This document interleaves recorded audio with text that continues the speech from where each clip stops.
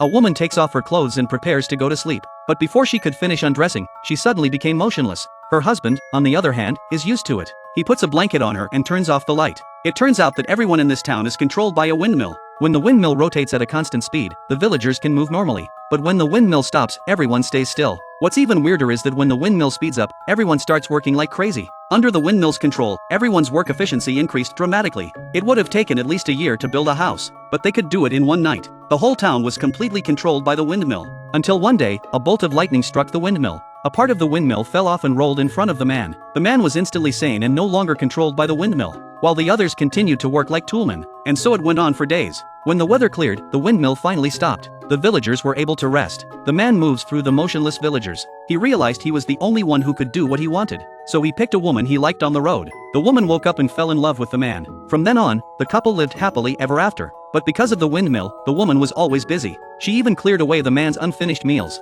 But this is not the biggest problem. The night is the man's nightmare. Whenever they want to go to bed, the windmill stops for no apparent reason, and the woman wouldn't move at all. The man stayed alone for a month.